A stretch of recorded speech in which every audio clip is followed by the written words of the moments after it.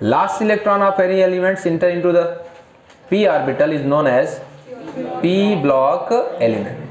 Last electron of any elements enter into p orbital is known as p block element. Okay, we know that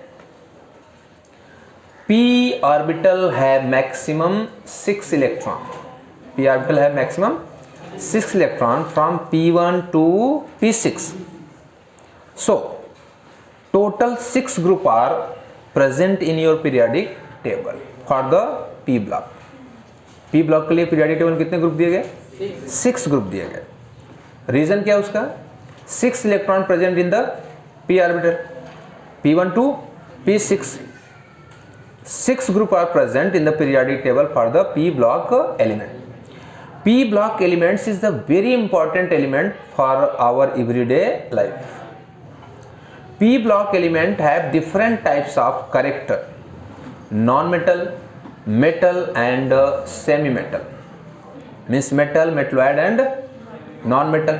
Okay, means all type of character. Just like non-metal is the bad conductor of electricity, bad conductor of heat. Metalloid, good conductor of electricity at a higher temperature. At low temperature, bad conductor of electricity. And metal, low temperature or higher temperature, they are good conductor of electricity. But the conductivity of the metal decrease with increase in temperature. So in p block element, all type of elements are present and they are very important for our everyday lives. For example, oxygen. Oxygen gas is the very necessary for the body. Oxygen gas is the p block element. Okay. Carbon, all types of source of energy, petroleum, coal, means CNG, LPG, means all type of source of energy which are comes from the carbon. तो carbon कौन सा block element? p block element. Nitrogen is the main component of the protein, and protein is the very highly requirement of our body, and nitrogen is the very important food material for the plant. Explosive material, phosphorus, sulfur, nitrogen. तो phosphorus, sulfur, nitrogen containing बहुत सारे material ऐसे होते हैं जो क्या होते हैं? एक्सप्लोसिव मटेरियल होते हैं. ओके, तो हमारी यहाँ बात चल रही थी कि जो हमारा p ब्लॉक एलिमेंट है उसमें ऑल टाइप के एलिमेंट आपको मिलेंगे, non metal, metal and semi metal. ये हमारी लाइफ के साथ बहुत ही ज़्यादा क्लोज हैं. अभी अगर हम बात करें कि semi metal, just like silicon and germanium, तो silicon and germanium is very important for the electronic device. Diode, triode and transistor, NPN, PNP, this transition due to silicon and germanium. तो आपको ये पता है कि डायोड, ट्रायोड, ट्रांजिस्टर ये आपका जो मदरबोर्ड होता है, इलेक्ट्रॉनिक इंस्ट्रूमेंट के जो मदरबोर्ड होते हैं उनके मेन कंपोनेंट होते हैं. इसका मतलब है कि मदरबोर्ड है तो फिर वो इलेक्ट्रॉनिक इंस्ट्रूमेंट परफॉर्म करेगा, नहीं है तो नहीं करेगा. इसका मतलब है कि वो जो मदरबोर्ड बनता है जिसमें आपने देखा होगा ब्लैक, रेड, ब्लू, छोटे छोटे वायर के जैसे वो आता है ना, एक साइड आपको दिखता है कि उसमें बिल्कुल पतले पतले तार जो बाल के जैसे होते हैं ना, पतले पतले तार एक साइड लगे होते हैं और दूसरे साइड में छोटे छोटे चिप लगे होते हैं, डायोड, ट्रायोड, ट्रांजिस्टर, है ना. तो वो सभी के सभी किसके बने होते हैं? सिलिकॉन और जर्मेनियम, मतलब सेमी मेटल के. अभी यहाँ पर 11th क्लास में आपने boron and their family, group number 13, p block में group number 1, total periodic table group number 13. Okay, तो वो बोरान फैमिली में बोरान से स्टार्ट होता है. बोरान है, एल्युमिनियम है, गैलियम है, इंडियम एंड थैलियम. तो ये जो आपका p ब्लॉक एलिमेंट है वो बोरान फैमिली हम उसको कहते हैं क्योंकि उसका फर्स्ट एलिमेंट कौन है? बोरान है. दूसरा आपका आता है कार्बन फैमिली, वो भी आपने पूरी तरह से स्टडी कर लिया है. 11th में आपको 13 ग्रुप मिला था जिसमें से आपको बोरान मिला था, इसके साथ साथ आपको बोरेक्स मिला था, डाई बोरेन मिला था, बोरिक एसिड मिला था, और इसके साथ साथ बोरान के जो यूज़ थे वो भी आपने पढ़ा. आफ्टर देन एल्युमिनियम, उसके नीचे वाला जो एलिमेंट्स है एल्युमिनियम, उसके बारे में भी आपने पढ़ा. एल्युमिनियम मेटल है, उसका एक्सट्रैक्शन होता है बाय द बॉक्साइट मिनरल्स. और वो मेटल मिलने के बाद में उसके दो करेक्टर होते हैं, यानी उसकी जो ऑक्साइड है alumina Al2O3 means alumina have to types of character, जिसको हम कहते हैं amphoteric oxide. Amphoteric oxide means amphibia. Amphibia ये आपका बायोलॉजिकल वर्ड है। एम्फीबिया मतलब ऐसा एनिमल होता है जो लैंड और वाटर दोनों पे सर्वाइव करता है। तो उसके पास दो करेक्टर होते हैं, लैंड का भी करेक्टर होता है और वाटर का भी करेक्टर होता है। तो आपका बोरान फैमिली का जनरल स्टडी आपने पूरा किया, means general physical properties, general chemical property. लेकिन डिटेल में आपने क्या पढ़ा? बोरान, फिर बोरेक्स, बोरिक एसिड, डाइबोरेन, वो सारे के सारे। फिर उसके बाद में एल्युमिनियम के एक्सट्रैक्शन तो आपको पता ही है, लेकिन एल्युमिनियम के आपके सिर्फ एसिड और एल्युमिना Al2O3 का एसिडिक एंड बेसिक नेचर आपने पढ़ा, उसको आप बोलते हैं, क्या बोलते हैं उसको? एम्फोटेरिक ऑक्साइड, उसका भी यूज था। फिर बाद में आपने 14 ग्रुप पढ़ा, जिसमें आपने general properties of the 14 group, चाहे वो एटॉमिक रेडियस हो, आयनिक रेडियस हो, आयनाइजेशन एंथैल्पी हो, इलेक्ट्रोनेगेटिविटी हो, कैटेनेशन कैपेसिटी हो, ऑल टाइप्स ऑफ जितने भी जनरल पीरियोडिक प्रॉपर्टीज था वो सब आपने 14 ग्रुप पर पढ़ा। लेकिन 14 ग्रुप में जो डिटेल पढ़ा, carbon, graphite, diamond, fluorine and carbon monoxide and carbon dioxide. After then आपने पढ़ा था सिलिकेट, सैलिसिक एसिड, सिलिकेट, ये सभी सिलिकॉन के। तो ऊपर के दो एलिमेंट का आप डिटेल स्टडी कर रहे हैं, उसके बाद एलिमेंट के जो है वो जनरल ही आपने स्टडी किया है। तो यहाँ पर भी वैसे ही आपका चलने वाला है। ग्रुप नंबर 15 में जो आप मैक्सिमम पढ़ने वाले हैं वो है नाइट्रोजन, यानी जनरल प्रॉपर्टीज पूरे ग्रुप का पढ़ना है, जनरल प्रॉपर्टीज पूरे ग्रुप का पढ़ना है। लेकिन जो डिटेल में पढ़ना है preparation properties and use of nitrogen gas, preparation properties use of ammonia, preparation properties use of nitric acid, preparation properties and use of nitrogen oxide, nitrogen oxide, dinitrogen monoxide N2O, nitric oxide NO, NO2, N2O3, N2O4 and N2O5 detail आपने पढ़ा। फिर आपका second member आता है 15 group का phosphorus. तो phosphorus, allotropes of phosphorus, white phosphorus, red phosphorus and black phosphorus. After then phosphine PS3, then phosphorus trichloride, phosphorus pentachloride, phosphorus acid, phosphoric acid, pyrophosphoric acid, meta polymeta phosphoric acid. Okay, तो पूरा detail आपको पढ़ना है phosphorus का। General में सभी का पढ़ना है, लेकिन प्रिपरेशन प्रॉपर्टीज यूज जो हम बता रहे हैं वो आपको पढ़ना है, यानी ऊपर के दो एलिमेंट के प्रिपरेशन प्रॉपर्टीज आपको ज़्यादा पढ़ना है। अब आप जाते हैं 16 ग्रुप के पास। तो 16 ग्रुप में oxygen, sulphur, selenium, tellurium and polonium, जिसमें से जनरल प्रॉपर्टीज, पीरियोडिक प्रॉपर्टीज आप केमिकल और फिजिकल दोनों पढ़ेंगे सबके लिए। लेकिन डिटेल क्या पढ़ेंगे? Preparation property, use of oxygen gas, ozone gas, then allotropes of sulphur, then sulphur dioxide and last में सल्फ्यूरिक एसिड। 17 ग्रुप में भी आपको जनरल प्रॉपर्टीज सबके पढ़ने हैं। जनरल प्रॉपर्टीज में आपका चाहे वो केमिकल रिएक्शन हो, चाहे वो फिजिकल प्रॉपर्टीज हो, लेकिन जो डिटेल पढ़ना है preparation properties, use of hydrochloric acid and preparation properties, use of chlorine gas. तो अब सवाल यहां पर है कि हमने फ्लोरीन को क्यों नहीं पढ़ा? एक्चुअली क्या है, फ्लोरीन की जो रिएक्टिविटी है वो काफ़ी लो है। आप मत घबराइए, अकेले ही आप फ्लोरीन को पढ़ेंगे जब आपका 18 ग्रुप आएगा। तो 18 ग्रुप में ज़्यादातर इनर्ट गैसेस होती हैं, मतलब, लेकिन जो जेनॉन है, xenon difluoride, xenon tetrafluoride, xenon hexafluoride and the presence of fluorine oxygen भी इंजॉय कर लेता है। Xenon oxyfluoride and xenon oxide.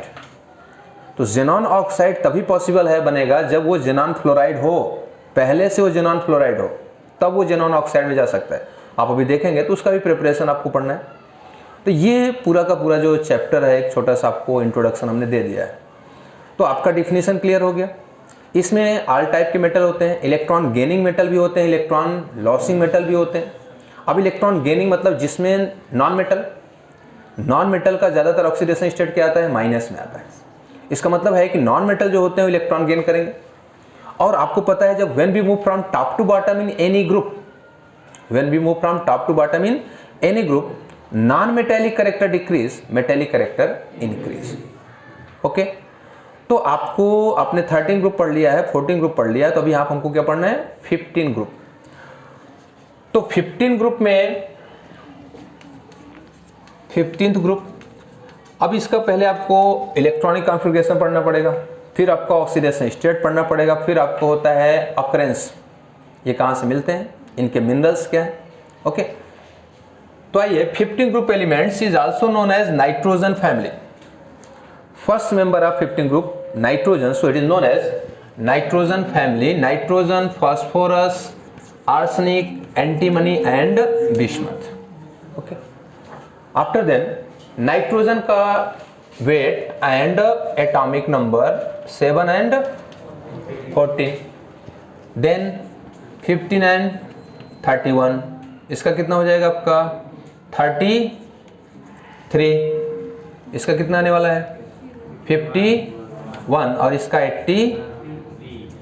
83 मास आप देख लेंगे।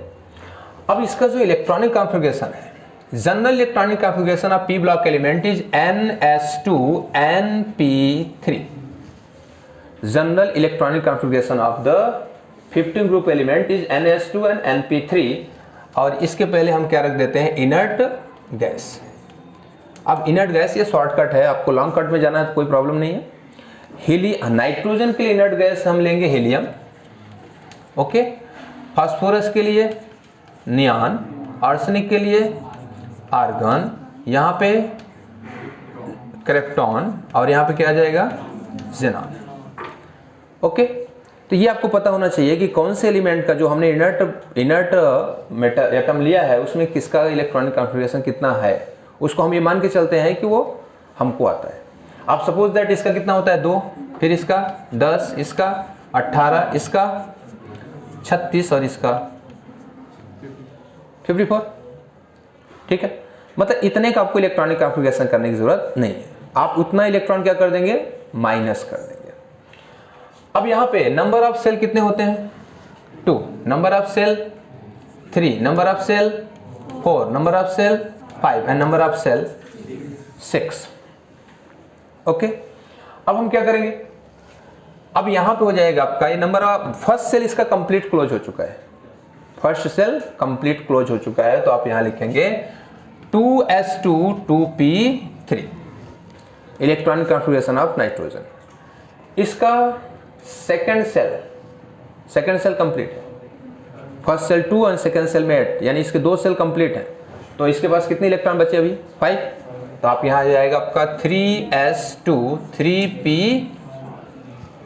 3p3। ओके, नाउ अब यहाँ पर हम देख रहे हैं 18 है 35, तो यहाँ पे 4th ऑर्बिट है। आपको पता है कि 4th ऑर्बिट से स्टार्ट होता है 3D, 4s के बाद आता है 3D, तो हम यहाँ पे 4s पहले लिखें या फिर 3D पहले लिखें, अब जैसा सोचो, या फिर उसी फॉर्म में हम लिख देते हैं, तो हम लिख देते हैं 4s2 3d10 and 4p3। Okay, 18 2 20 10 30 3। अब यहाँ पे आपका हो गया 5, यहाँ पे वापस आएगा 3D, क्योंकि F की स्टार्टिंग होती है 6 से, 6th ऑर्बिट से 4F की स्टार्टिंग होती है और 7th ऑर्बिट से 5F की स्टार्टिंग होती है। तो यहाँ पे ऑर्बिट आपका कितना दिख रहा है 6, इसका मतलब इसमें 4F आ सकता है, लेकिन इसमें 4F आने वाला नहीं, क्योंकि उसका इलेक्ट्रॉनिक कॉन्फ़िगरेशन अगर आप देखते हैं तो उसमें आपको क्या मिलता है n-2 F 1 to 14, n-1 D 0 to 2 and n-2, तो वहाँ पे मिनिमम n, हम आपको यह ब्लॉक के एलिमेंट की बात कर रहे हैं, तो मिनिमम n कितना होना चाहिए 6, तब 4F आएगा, और मैक्सिमम n 7 आएगा तो 5F आएगा, और वैसे भी आपको पता है कि 2 ही सीरीज है F में। तो आइए हम यहाँ देखते हैं कि यहाँ पे आपको हो गया 36 और ये कितना है 51, तो आपको यहाँ पे 4D आएगा, क्या आएगा यहाँ पे 4D, तो आप यहाँ लिखेंगे 5s2 4d10 एंड 5p3। आप बाद में इंक्रीजिंग ऑर्डर में अरेंज कर लेंगे, बेटर रहेगा, लेकिन हम आपको यहाँ पर इसलिए बताना चाहेंगे कि अभी हम आपको एक वर्ड यूज करेंगे inert pair effect. Inert pair effect due to, अभी इनर्ट पेयर इफेक्ट किसकी वजह से होता है वो थोड़ी देर में हम देखेंगे। अब सबसे पहले यहाँ पर हम चलते हैं, यहाँ पर हो गया आपका 54, तो अब यहाँ आ जाएगा 4F 14 और भी लिख दें, यहाँ पे लिख ही देते हैं। अब यहाँ पे आपको मिलने वाला है 6s2 4f14 5d10 and 6p। Okay, तो 54 56 56 70 80 83। ओके, आप क्या देख रहे हो? Means outer most orbit, number of electron in outer most orbit 5। In the 15 group element number of electron in outer most orbit कितने हैं? 5। आउटर मोस्ट ऑर्बिट 2, तो ये कितना हो गया आपका? 5। Outer most orbit 3 5। Outer most orbit 4, आपको 3 में नहीं देखना है, 4 में देखना है। जो आउटर मोस्ट ऑर्बिट है इसका कितना है?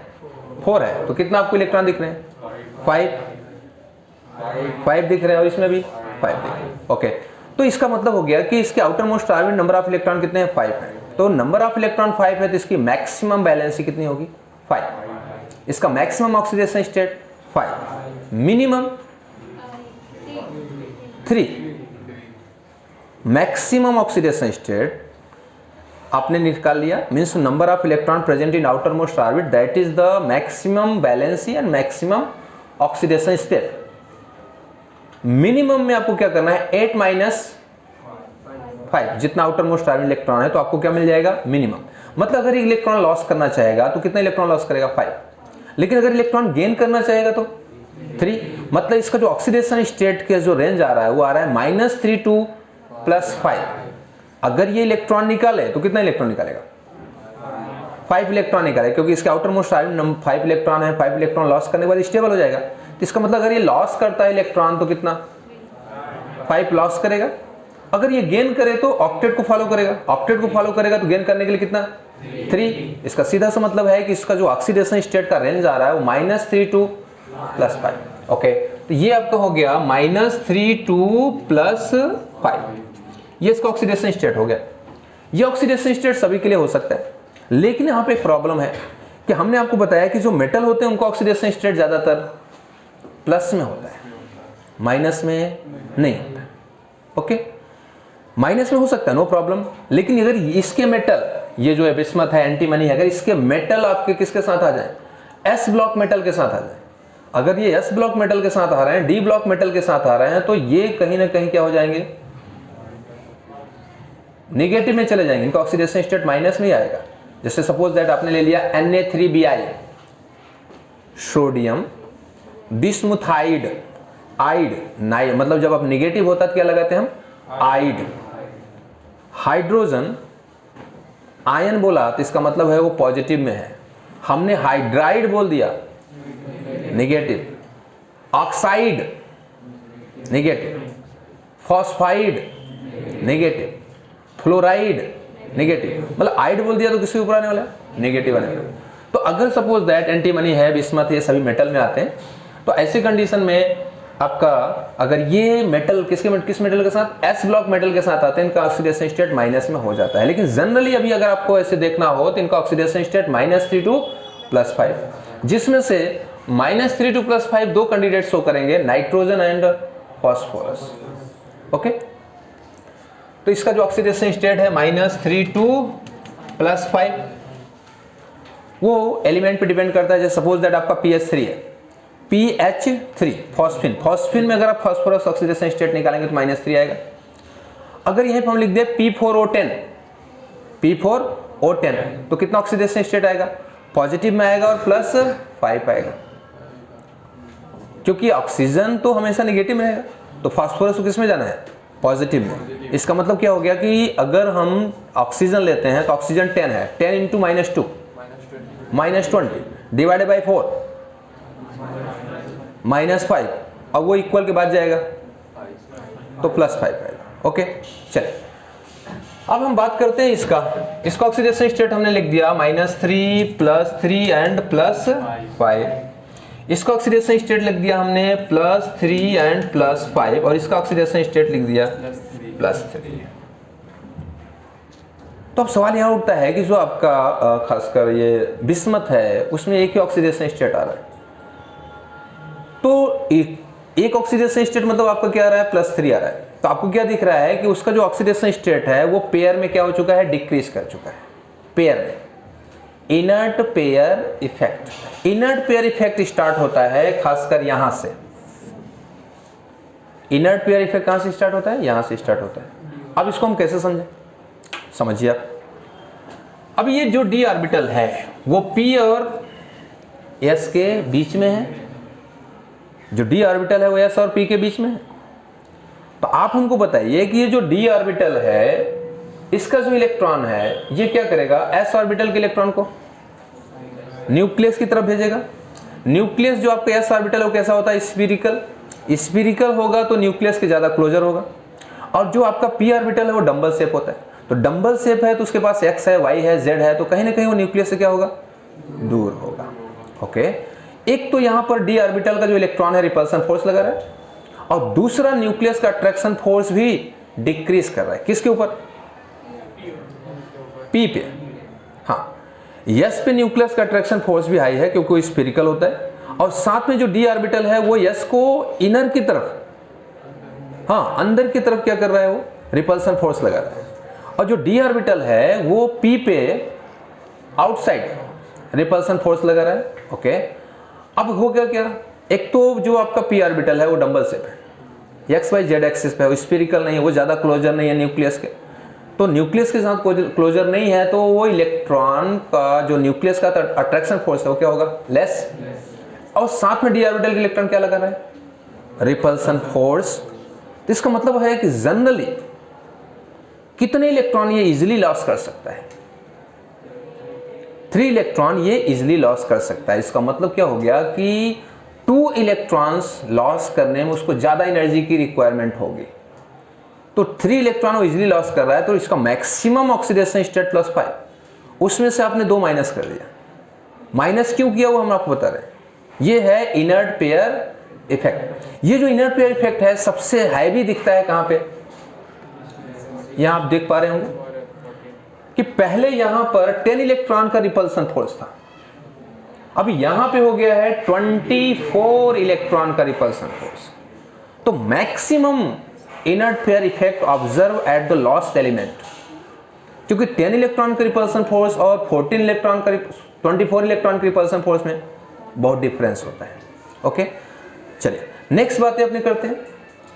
अगर आप एनर्जी के फॉर्म में जाओ, एनर्जी के फॉर्म में एक इनर्ट पेयर इफेक्ट हम एनर्जी के फॉर्म में कैसे देखें, तो आपको पता है इसका जो एनर्जी आने वाला है वो है 4 + 0। इसका जो एनर्जी आने वाला है 4 + 1 = 5। समझ गया। अब जरा सा सोचिए, 2 कैंडिडेट हैं। एक कैंडिडेट हॉस्पिटल में एडमिट है और वो लेटा हुआ है, यानी उसकी एनर्जी लो है। एक कैंडिडेट वो भी हॉस्पिटल में एडमिट है लेकिन वो बैठा हुआ है, तो लेटने वाले के कंपैरिजन उसकी एनर्जी क्या हो गई, थोड़ी हाई। बस ये आपको समझना है। दोनों कैंडिडेट को इक्वल अमाउंट में हमने ग्लूकोज पिला दिया, दोनों कैंडिडेट को हम 1 ग्लास ग्लूकोज दोनों कैंडिडेट को हमने पिलाया। तो आप हमको बता सकते हैं कि वो हॉस्पिटल छोड़ के सबसे पहले कौन जाएगा, जो बैठा हुआ है। मतलब साफ है कि ये जो आपका 4s का इलेक्ट्रॉन है इसकी एनर्जी लेस है, 4p का जो इलेक्ट्रॉन है वो ज्यादा है। दोनों को हमने इक्वल एनर्जी दे दिया, हमने किसी के साथ में पार्शियलिटी नहीं की, दोनों को हमने इक्वल एनर्जी दिया। लेकिन जो 4s का इलेक्ट्रॉन था, यानी जो आपका 4s का जो कैंडिडेट था वो स्पेशली लेटा हुआ था, बैठ गया, और जो बैठा हुआ था वो कहां चला गया, बाहर। यही तो बताने की हम कोशिश कर रहे हैं कि इजिली कौन बाहर जाएगा, लेस एनर्जी में,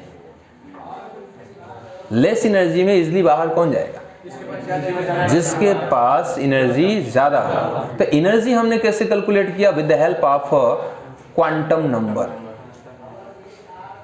क्वांटम नंबर, क्वांटम नंबर आपको दिख रहा है 4, this is the principal quantum number, and 1 angular momentum quantum number यानी एजीमुथल क्वांटम नंबर। ओके, तो एजीमुथल क्वांटम नंबर जिसको हम एल से शो करते हैं, तो जो एनर्जी हम फाइंड करते हैं वो होता है n + l। हाँ, किसी भी ऑर्बिटल्स में जो इलेक्ट्रॉन है उनकी जो एनर्जी अगर आपको कैलकुलेट करना है, इलेक्ट्रॉन की एनर्जी निकालने का फॉर्मूला दूसरा है, En = -2e के पावर फिर z²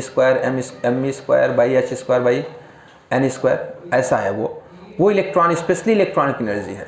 लेकिन यहाँ पे हम ऑर्बिटल की एनर्जी की बात कर रहे हैं कि ऑर्बिटल की एनर्जी, अभी ऑर्बिटल की एनर्जी अगर हाई है तो आप निश्चित मान के चल सकते हैं कि उसमें जो इलेक्ट्रॉन है उसकी भी एनर्जी क्या होगी, हाई होगी। अब मान लीजिए कि कोई स्टूडेंट, आप भी स्टूडेंट हैं और एक स्टूडेंट जो फर्स्ट क्लास में पढ़ता है, बस समझ गया, तो आपकी एनर्जी और उसकी एनर्जी में बहुत डिफरेंस है, लेकिन नेम क्या है, स्टूडेंट, नेम स्टूडेंट का ही है, लेकिन आपकी एनर्जी हाई है, उनकी एनर्जी लो है। उनको हम कई ग्लास ग्लूकोज पिलाएंगे तब जाकर वो यहाँ पे आएंगे, और आपको एक ग्लास ग्लूकोज पिलाएंगे तो पता लगा आप छोड़ के चले गए हमको, भाई आपकी एनर्जी बहुत हाई है ना। ऑल ओवर स्कूल में सबसे एनर्जी हाई आपकी है, और सबसे लोअर एनर्जी होती है वो जो आते हैं ना, वो हाँ नर्सरी, प्ले ग्रुप, जूनियर के जी से, वही आप पे हैं, उनको बहुत सारा ग्लूकोज पिलाना पड़ेगा तब यहाँ पे आएंगे, ठीक है। तो यहाँ पे आपको एनर्जी हो गया, L की सिर्फ 4 वैल्यू होती है, L की वैल्यू में कोई चेंज नहीं, 4 वैल्यू होती है। L = 0 फॉर s ऑर्बिटल, हमने यहाँ पे 0 रखा है, तो ये s ऑर्बिटल के लिए है। L = 1 for p orbital, L = 2 for d orbital and L = 3 for f orbital. अभी आपका पीरियोडिक टेबल इनकम्प्लीट चल रहा है, जब कंप्लीट होगा और भी बढ़ेगा तो फिर f का एक और वैल्यू आ जाएगी, 3 तक तो आपको पता ही है, 4 आ जाएगा, क्योंकि जो L की वैल्यू है n पे डिपेंड करता है, n - 1 ओके। चलिए, तो ये प्रोसेस आपको समझ में आ गया। अभी यहाँ पे इनर्ट पेयर इफेक्ट वो भी आने वाला है, तो भी हमने यहाँ पे प्लस। अब आप कहेंगे कि सर आप ऊपर वाले माइनस लिख दिया है और नीचे वाले माइनस नहीं लिखा, जबकि और उसके पास भी इनर्ट पेयर इफेक्ट है। Specially nitrogen and phosphorus complete non metal, nitrogen phosphorus complete non metal, arsenic and antimony metalloid semi metal and bismuth metal, okay, top to bottom metallic character increase. अब यहां पे सवाल उठता है कि ये जो सल्फर है वो किसके क्लोजर है, फास्फोरस के।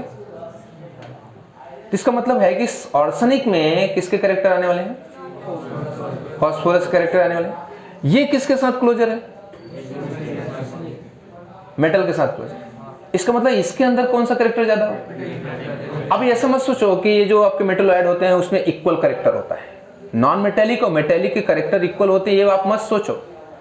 उनके पास दोनों कैरेक्टर होते हैं, लेकिन किसी में कम और किसी में ज्यादा।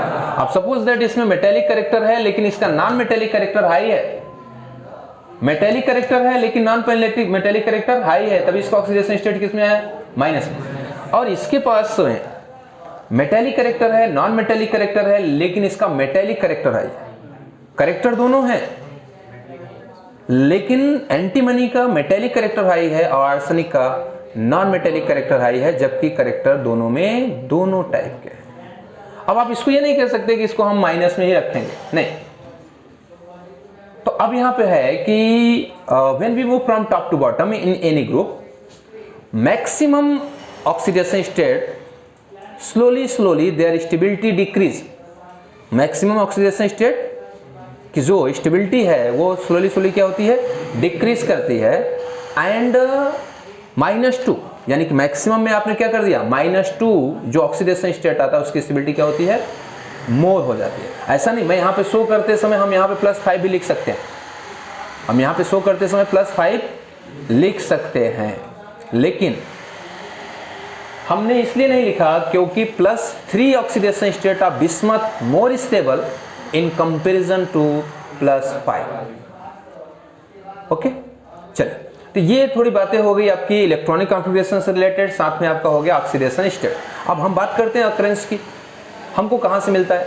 सबसे पहला पॉइंट, इसका फर्स्ट मेंबर आपका नाइट्रोजन दिख रहा है, इसका मतलब है कि 78% nitrogen gas present in the atmosphere. Okay, now Chile saltpetre and Indian saltpetre यानी NaNO3 sodium nitrate and potassium nitrate, nitrogens obtained in the form of minerals just like chili saltpeter NaNO3 and Indian saltpeter KNO3.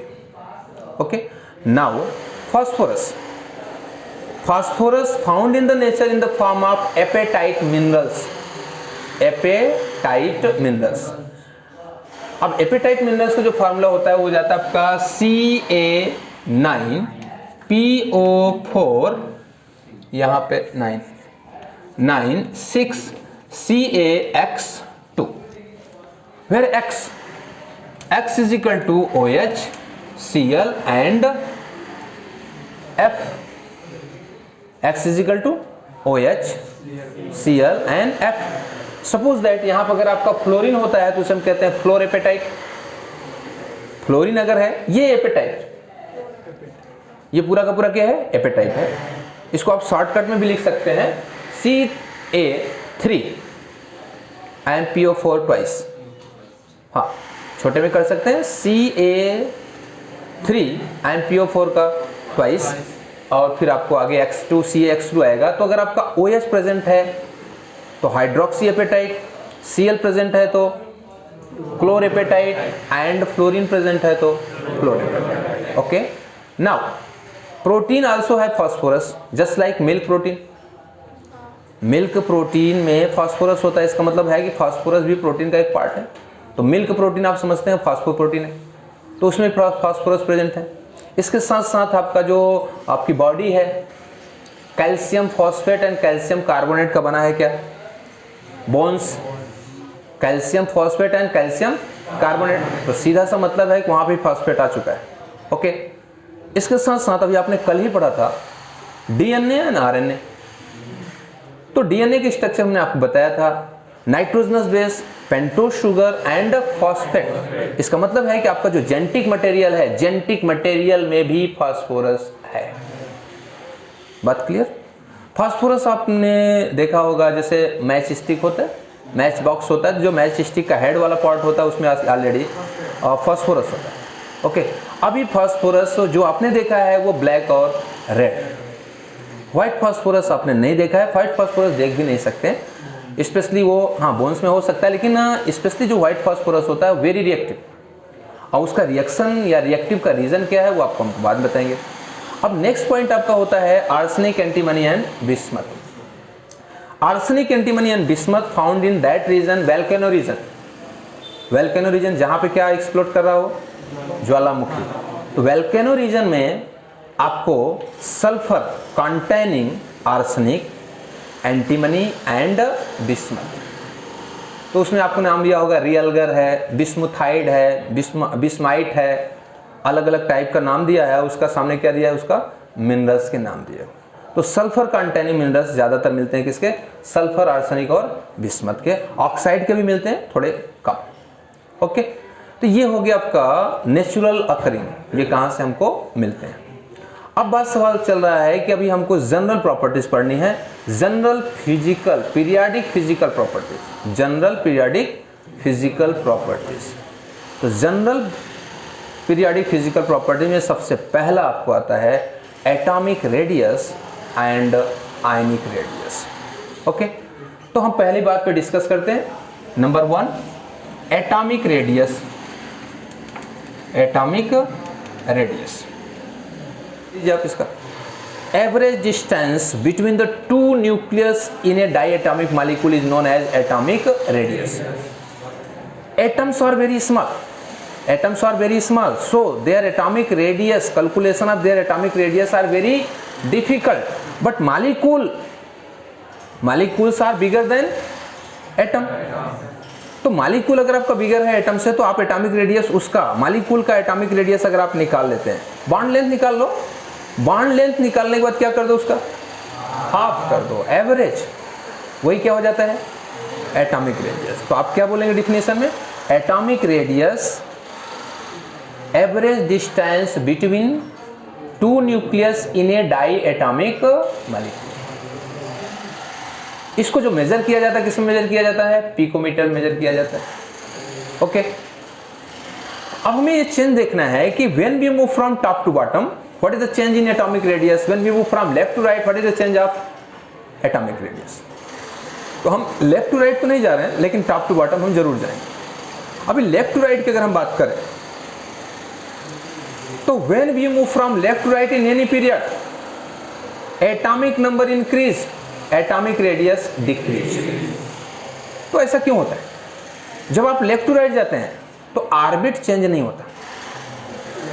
Lithium में 2 orbit है, beryllium में 2 orbit है, boron में भी 2 orbit है, carbon में 2 orbit है, नाइट्रोजन 2, ऑक्सीजन 2, फ्लोरीन 2, नियान 2, जिसमें हमने 8 से 10 जितने भी एलिमेंट्स आते हैं हमने ले लिए नाम। लेकिन आपको पता है कि सभी में जो ऑर्बिट है वो क्या है? Same. But the number of electron in outer most orbit increase and number of proton in nucleus increase. Nucleus में प्रोटॉन इंक्रीज कर रहा है, आउटर मोस्ट ऑर्बिट में इलेक्ट्रॉन इंक्रीज कर रहा है, तो उसमें क्या इंक्रीज करता है? Attraction force. और जब भी अट्रैक्शन फोर्स इंक्रीज करेगा, रेडियस क्या करेगा? डिक्रीज करेगा। ओके, नाउ ये तो हो गया आपका left to right. Top to bottom, top to bottom atomic radius increase. When we move from top to bottom there are no change in electron in outer most orbit. जब हम top to bottom जाते हैं तो outer most orbit के electron में कोई change नहीं होता। क्या चेंज होता है? ऑर्बिट। आप यहां देखिए, नाइट्रोजन में 5 electron 2 orbit, phosphorus 5 electron 3 orbit, arsenic 5 electron 4th orbit, antimony 5 electron 5th orbit, bismuth 5 electron 6 orbit. तो आपको एटॉमिक रेडियस डिपेंड करता है नंबर ऑफ ऑर्बिट पे। हाँ, नंबर ऑफ ऑर्बिट। जैसे जैसे नंबर ऑफ ऑर्बिट इंक्रीज करेगा वैसे वैसे एटॉमिक रेडियस भी इंक्रीज करेगा। ओके, अब यहां पे आप कह सकते हैं कि when we move from top to bottom in 15 group, atomic radius increase with increase in atomic number, atomic number. Okay, वहां पे क्या चल रहा था? Atomic number increase, atomic radius decrease, left to right. Top to bottom atomic radius increase with increase in atomic number. Atomic number increase कर रहा है, फिर भी रेडियस इंक्रीज कर रहा है due to increase in number of orbit. Okay, चलिए, ये बात तो आपको क्लियर हो गई। अब हम यहाँ पे थोड़ा सा और बात क्लियर करना चाहते हैं। मे भी आप कभी देखें तो आप कभी सोचेंगे कि हमको इसको बताया नहीं, बता देते हैं। स्पेशली नाइट्रोजन और फास्फोरस के बीच में जो एटॉमिक रेडियस का डिफरेंस आता है वो बहुत ही ज़्यादा आता है। नाइट्रोजन और फास्फोरस के बीच में एक ही ऑर्बिट का डिफरेंस है, लेकिन रेडियस में ज़्यादा डिफरेंस आता है। फास्फोरस और आर्सेनिक में एटॉमिक रेडियस का डिफरेंस थोड़ा कम आता है। टेबल आपके पास है क्या? आपके बुक में टेबल होगा तो आप देख सकते हैं। टेबल में एटॉमिक रेडियस दिया हुआ है, दिया हुआ है। तो आप देखिए जरा, नाइट्रोजन और फास्फोरस के बीच में जो डिफरेंस है एटॉमिक रेडियस का वो कितना आ रहा है? 40। फास्फोरस और आर्सेनिक के एटॉमिक रेडियस का डिफरेंस जरा देखिए, 11। उसके बाद फिर बढ़ेगा, हाँ 20, डिफरेंस 20 हो गया। मतलब पहले डिफरेंस था 40 का, आफ्टर देन 11 का डिफरेंस, देन फिर बढ़ गया 20 का डिफरेंस, उसके बाद फिर लेस होगा। ये इसलिए हम आपको बता रहे थे कि आप इसको अच्छे समझ जाइए। ऑर्बिट 2, ऑर्बिट 3, ऑर्बिट 2 सब में बढ़ रहे हैं, लेकिन ये जो इफेक्ट आ रहा है वो किसकी वजह से आ रहा है? ये इफेक्ट आता है शिल्डिंग इफेक्ट। शिल्डिंग इफेक्ट, इसके साथ साथ जिसको आप कहते हैं ना, वो अगर एफ ऑर्बिटल शुरू होता है तो उसके पास क्या सा होता है? Lanthanide contraction. तो लेंथेनाइड कॉन्ट्रैक्शन में हमेशा रेडियस क्या होता है? डिक्रीज करता है। अब जरा से देखिए, नाइट्रोजन एंड फास्फोरस में कोई भी डी ऑर्बिटल नहीं है। एन और पी तक ही है इलेक्ट्रॉन ना, डी है लेकिन है नहीं। फास्फोरस पर डी हो सकता है लेकिन है नहीं। इसका मतलब क्या हो गया कि नाइट्रोजन और फास्फोरस में डी ऑर्बिटल नहीं है, तो उसके बाद में यहाँ पर जो रेडियस है ज़्यादा डिफरेंस है। अब जैसे ही फास्फोरस आर्सेनिक के पास पहुँचते हैं तो आपको पता है कि इसका जो थर्ड ऑर्बिट है उसके पास 18 इलेक्ट्रॉन है। आर्सेनिक के थर्ड ऑर्बिट में कितने इलेक्ट्रॉन दिख रहे हैं आपको? 18। भैया कह रहे हैं सर 10 ही दिख रहा है। नहीं, 3s2 3p हमने नहीं किया है। हाँ 18 इलेक्ट्रॉन। अभी 18 इलेक्ट्रॉन थर्ड ऑर्बिट में है। 18 इलेक्ट्रॉन थर्ड ऑर्बिट में है। Third orbit nearer to nucleus, maximum electron रखता है वो। न्यूक्लियस में प्रोटॉन है, तो सबसे ज्यादा अट्रैक्शन फोर्स किस पे? थर्ड ऑर्बिट पे। अगर अट्रैक्शन फोर्स इंक्रीज किया तो आपका जो रेडियस है वो क्या करेगा? डिक्रीज करेगा। तो आप देख पा रहे हैं कि नाइट्रोजन फास्फोरस में 40 pm का डिफरेंस है, फास्फोरस आर्सेनिक में 11 pm का डिफरेंस है। उसके बाद ये डिफरेंस बढ़ गया अचानक। पूछो क्यों? क्योंकि अगर आप आर्सेनिक और एंटीमनी में जाते हैं तो आर्सेनिक के थर्ड ऑर्बिट में 18 इलेक्ट्रॉन है और एंटीमनी के थर्ड ऑर्बिट में भी 18 इलेक्ट्रॉन है, फोर्थ ऑर्बिट में भी 18 इलेक्ट्रॉन है। आर्सेनिक के थर्ड ऑर्बिट में 18 इलेक्ट्रॉन है, एंटीमनी के थर्ड ऑर्बिट में भी 18 इलेक्ट्रॉन है और फोर्थ ऑर्बिट में 18 इलेक्ट्रॉन है। तो थर्ड ऑर्बिट फोर्थ ऑर्बिट है मैक्सिमम इलेक्ट्रॉन। थर्ड ऑर्बिट पे अट्रैक्शन फोर्स न्यूक्लियस का ज्यादा होगा, फोर्थ ऑर्बिट में अट्रैक्शन फोर्स न्यूक्लियस का क्या होगा? लेस होगा। लेकिन रिपल्सन फोर्स ज्यादा होगा। इसके पास भी 18 इलेक्ट्रॉन, इसके पास भी 18 इलेक्ट्रॉन और दोनों पास पास हैं, कम ज्यादा इलेक्ट्रॉन नहीं है, पास पास। तो क्या होगा? Maximum repulsion force. Maximum repulsion force होगा तो फोर्थ ऑर्बिट जो है, फोर्थ ऑर्बिट के इलेक्ट्रॉन थर्ड पे रिपल्सन फोर्स लगाएंगे किधर? Towards nucleus. और थर्ड ऑर्बिट का जो इलेक्ट्रॉन है वो फोर्थ ऑर्बिट पे लगाएगा repulsion force out to nucleus. बीच में गैप आएगा, बीच में गैप आएगा, हमें उससे मतलब नहीं है। लेकिन वो आउटसाइड अगर गया, इसका मतलब है कि आपका जो एटॉमिक ऑर्बिटल वो एक्सपेंड कर गया। एक्सपेंड कर गया तो रेडियस इंक्रीज करेगा। तो आपका जो डिफरेंस बता रहा था फास्फोरस आर्सेनिक में 11, लेकिन आर्सेनिक एंटीमनी में 20 बढ़ा नहीं, बढ़ तो रहा है सब, ऐसा नहीं है, जनरली सब बढ़ रहा। हम यहाँ पे दो एलिमेंट की बात कर रहे हैं कि दो एलिमेंट से कैसे चेंज आ रहा है। किसी का ज्यादा डिफरेंस है, किसी का लेस डिफरेंस है, किसी का और मोर डिफरेंस है। तो जो डिफरेंस चल रहा था वो कंटिन्यू चलना चाहिए ना। कंटिन्यू चलने का मतलब है कि सबके पास एक एक ऑर्बिट बढ़ रही है। तो जो हमने फर्स्ट देखा 40 pm का डिफरेंस, वो पूरा का पूरा कहां तक जाना चाहिए था? बिस्मथ तक। ऐसा हुआ नहीं। उसका रीजन हम आपको बता रहे हैं, अंदर की बात बता रहा हूं, ठीक है। अब हम चलते हैं यहाँ पे बिस्मथ के पास, एंटीमनी और बिस्मथ। अभी एंटीमनी में रिपल्सन फोर्स था, वो एक्सपेंड किया हुआ है, लेकिन बिस्मथ में आ जाता है लेंथेनाइट कॉन्ट्रैक्शन।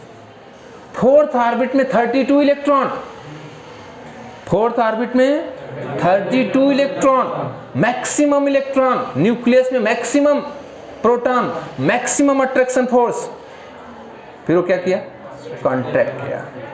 तो जनरली इंक्रीज कर रहा है, लेकिन बिटवीन टू एटम में अगर आपको डिफरेंस बताना है तो आपको थोड़ा सा सोचना पड़ेगा कि हम इसको कैसे एक्सप्लेन कर सकते हैं। बात क्लियर? चलो आयनिक रेडियस की हम बात करते हैं। अब आयनिक रेडियस में आपको ये देखना पड़ेगा, there are two types of ion, positive ion and negative ion. Positive ion, their atomic radius is always less than parents atom.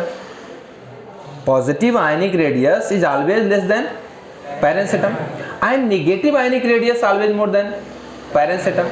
अब आप ये सोचेंगे कि ऐसे हम इसको कैसे एक्सप्लेन करें, तो कर लीजिए, सीधी सीधी बात है कि सपोज दैट पॉजिटिव और मींस इलेक्ट्रॉन प्रोटॉन सेम है तो अट्रैक्शन फोर्स भी सेम होगा। इलेक्ट्रॉन प्रोटॉन सेम है तो अट्रैक्शन फोर्स भी सेम होगा। अगर उस एलिमेंट से, उस एटम ने इलेक्ट्रॉन लॉस कर दिया, इलेक्ट्रॉन लॉस कर दिया तो इलेक्ट्रॉन क्या हो गए? लेस। प्रोटॉन क्या हो गए? मोर। अट्रैक्शन फोर्स इंक्रीज हो गया, डिक्रीज होगा? इंक्रीज होगा। अगर अट्रैक्शन फोर्स इंक्रीज किया मतलब हाँ, radius decrease, condition change. Atom पर नेगेटिव चार्ज है तो number of electron increase, number of electron increase, और प्रोटॉन क्या हो गए? डिक्रीज। अब अट्रैक्शन फोर्स डिक्रीज होगा या फिर इंक्रीज होगा? डिक्रीज होगा, क्योंकि अट्रैक्शन फोर्स न्यूक्लियस का होता है, क्योंकि जो स्टेबल है ना, तो अट्रैक्शन फोर्स न्यूक्लियस का होता है। पहले इक्वल था, proton electron equal, equal attraction force. अभी इलेक्ट्रॉन लॉस हुआ, पॉजिटिव आयन आ गया, तो electron less, proton high, attraction force high. अभी सेकंड कंडीशन में इलेक्ट्रॉन इंक्रीज कर गया, प्रोटॉन क्या हो गया? लेस। तो प्रोटॉन का अट्रैक्शन फोर्स इंक्रीज करेगा या डिक्रीज करेगा? डिक्रीज करेगा। डिक्रीज करेगा तो नेगेटिव आयन का जो रेडियस है वो हाई होगा, पॉजिटिव आयन का जो रेडियस है वो लेस होगा। पेरेंट्स एटम का कोई चेंज नहीं, क्योंकि पेरेंट्स एटम में इक्वल अट्रैक्शन फोर्स लग रहा है। तो आप कह सकते हैं कि ionic radius of negative ion is always less than parents atom and ionic radius of negative ion is always more than parents atom. There atomic radius, sorry, their ionic radius is depend on ion. Suppose that single minus, double minus, triple minus, okay, on single positive, double positive and triple positive. तो जैसे जैसे number of positive charge increase करेगा atomic radius decrease करेगा, और जैसे जैसे negative charge increase करेगा atomic radius उतना ही इंक्रीज करेगा। ओके, तो आपके बुक में जो हम टॉप टू बॉटम जा रहे हैं, तो टॉप टू बॉटम जा रहे हैं तो आपके बुक में 2 टाइप का रेडियस लिया है, आप टेंशन मत लीजिएगा। एंटीमनी और बिस्मथ का पॉजिटिव रेडियस लिया है जो अचानक कम हो गया होगा। पेरेंट्स एटम ऊपर है, पेरेंट्स एटम ऊपर है ना, उससे आप मिलाओ। पेरेंट्स एटम से रेडियस कम हो रहा है, इसका मतलब वो पॉजिटिव आयन में है, और पेरेंट्स एटम से रेडियस ज्यादा हो रहा है, इसका मतलब वो नेगेटिव आयन में है। आपके पास टेबल है, आप जरूर देखें। मीन्स पेरेंट्स एटम के साथ आयनिक रेडियस मिलाओ। पेरेंट्स एटम के रेडियस से अगर आयनिक रेडियस क्या कर रहा है, डिक्रीज कर रहा है, तो कौन से चार्ज में हो सकता है, पॉजिटिव चार्ज में हो सकता है। और अगर पेरेंट्स एटम से आयनिक रेडियस इंक्रीज कर रहा है तो कौन से चार्ज में होगा, नेगेटिव में। तो आपको स्टार्टिंग में नाइट्रोजन, फास्फोरस, आर्सेनिक का नेगेटिव रेडियस है, उसका अगर आप देखेंगे तो उसका जो आयनिक रेडियस है वो एटॉमिक रेडियस से बढ़ गया है। ओके, और नीचे अगर आप एंटीमनी बिस्मथ के पास जाते हैं तो वहां पॉजिटिव रेडियस है, अगर आप उसको देखना चाहते हैं तो आप उसको एटॉमिक रेडियस को देखिए, एटॉमिक रेडियस से उसका रेडियस क्या हो चुका है, डिक्रीज कर चुका है। तो यहाँ पे 2 टाइप का आयन बन गए। क्योंकि यहाँ पर जो आपको दिख रहा है ये इनका ऑक्सीडेशन स्टेट किसमें हमने लिखा है, माइनस में, मतलब इनका हमने नेगेटिव रेडियस लिया है, और इनका जो हमने दिखाया है पॉजिटिव दिखाया है, इसलिए हम इनका कौन सा रेडियस लिया है, पॉजिटिव आयन का रेडियस लिया है। बात क्लियर? तो एटॉमिक रेडियस क्लियर हुआ, आयनिक रेडियस क्लियर हुआ, आफ्टर देन आयनाइजेशन एंड